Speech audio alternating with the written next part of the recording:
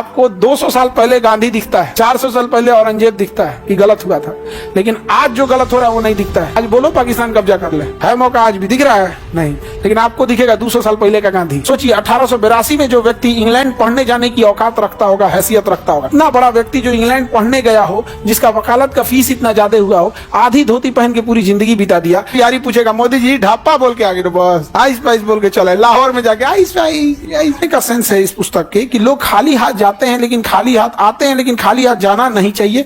हम खाली हाथ तभी जाएंगे जब स्वयं के लिए काम करें, अपने लिए काम करें। लेकिन अगर हम जन कल्याण के लिए करेंगे तो हमारे न रहने के बाद भी जीवन हमारा जीता रहेगा। जैसे रतन टाटा आज हमारे बीच में नहीं है, रतन टाटा से लाख अमीर हैं अंबानी अडानी, लेकिन आज भी किसी से पूछिएगा, रतन टाटा ने भले उसे एक अठन्नी नहीं दिया होगा लेकिन वो इज्जत से नाम लेगा यहाँ पे, क्योंकि उन्होंने हमेशा से जन कल्याण का काम किया है। इसलिए इन्होंने कहा कि जीवन का सबसे बड़ा उद्देश्य होता है जन कल्याण। और यही कारण है कि अशोक सम्राट महान थे इसलिए लोग नहीं याद करते हैं, कलिंग लड़ाई लड़े थे इसलिए नहीं याद करते थे, बल्कि अशोक ने जो उसके बाद मानवता के लिए काम किया, जन कल्याण के लिए काम किया, जिसने अशोक सम्राट को अशोक महान बना दिया था, यही महात्मा गांधी को सबसे ज्यादा प्रेरित किया था। जिस कारण महात्मा गांधी, सोचिए 1882 में जो व्यक्ति इंग्लैंड पढ़ने जाने की औकात रखता होगा, हैसियत रखता होगा, आज आप में किसी की इतनी पैसा नहीं है ना कि इंग्लैंड घूमने चले जाइए। इतनी घरे पूछिएगा ना, पापा गर्मी की छुट्टी में इंग्लैंड घूमने जाए, आइस मार मारेंगे ना तुमको, आइस मार मारेंगे, बुखार उतर जाएगा तुम्हारा। यहाँ पे तुम लोग को छुट्टी के नाम पे नानी घर घुमा दिया जाता है, बस काम खत्म, उससे ज्यादा नहीं। सोचिए वो 1882 में चले गए थे कहाँ पे पढ़ने, इंग्लैंड पढ़ने चले गए थे।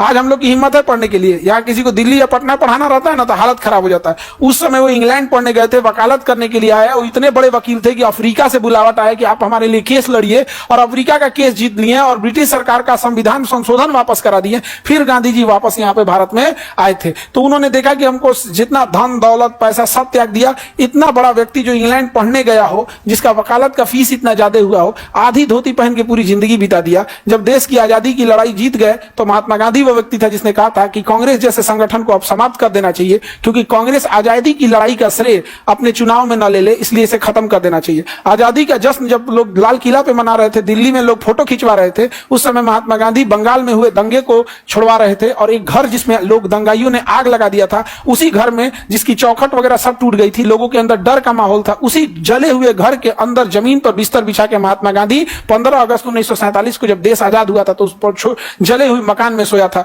जहां पर किसी कैमरे की नजर नहीं गई होगी, कोई मीडिया नहीं देखा होगा। और आज की जनरेशन गांधी पे सवाल उठाती है तो लगता है कि देश का जो दुर्दशा है ना, ये ऐसा ही, ये लोग ये ऐसा ही बैल बुद्धि वालों के लिए है, नहीं समझे। आपको 200 साल पहले गांधी दिखता है, 400 साल पहले औरंगजेब दिखता है कि गलत हुआ था, लेकिन आज जो गलत हो रहा है वो नहीं दिखता है।